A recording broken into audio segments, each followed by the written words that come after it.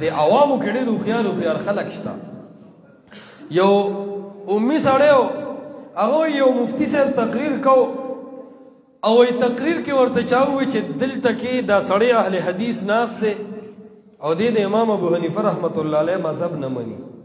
داسې تقریر وکړه چې په ده باندې ښه ټیټ ورشه. هغه وایي چې ټیک ده. وایي هغه په دې یو خبره باندې زور وکړو چې مذهب به خامخا منې او د امام ابو حنیفه رحمت الله علیه لار به اختیارې.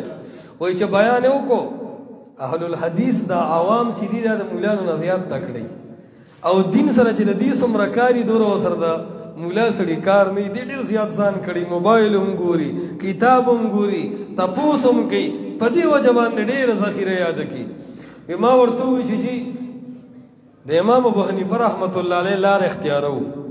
دا خبره زما د زړه واغسته، خو د امام ابو حنیفه رحمت الله علیه د چا په لار روانو؟ تو خو مونږ ته وایې چې د امام ابو حنیفه رحمت الله علیه په لار روان شي، خو دا امام ابو حنیفه رحمت الله علیه چا پسې روانو؟ بیا وایي چې جاهله په قرآن او حدیث پسې روانو که نه ته په دې نه پوهېږې. وایي چې آفرین، تو بیا یو ځل دا ووایه. بیا وایي چې امام ابو حنیفه رحمت الله علیه قرآن او حدیث پسې روانو. وایي ما عوامو ته وایي چې لږ متوجه شئ، دا مفتي صاحب به دې ټکي نه لږ سات پسې انکار کوي، خو چې تاسو پې ګواه یې.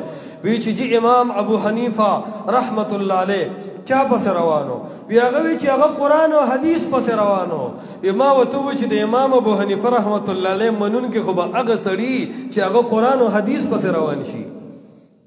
پوه نه شوې چې هغه خپله قرآن او حدیث پسې روانو، ځان له دغه لار خوښه کړې وه، نو موږ دپاره به یې دا لار څنګه خوښه کړي چې تاسو ما پسې روان شئ؟ وي هغه ما ته وایي چې تا کې خو چا ډېر غټ کار کړی دی یاره. وي حیران شو. مې چې هیڅ چا کار نه دی کړی، خو ذهن مې دې ته تسلیم شوی دی چې د قرآن او د حدیث اتباع پکار ده. نو عرض مې دا کو، الله سبحانه وتعالی فرمایي یا ایها الذین آمنوا، اے ایمان والو، ادخلوا فی السلم کافہ، داخل شه اسلام ته پورا پورا. نو د الله احکامات او د محمد رسول الله صلی الله علیه وسلم طریقې دا د مسلمانانو د ژوند ښکلا ده. اے عوامو د دې دین نه لرې لرې مه کېږئ، دې دین ته رانږدې شئ.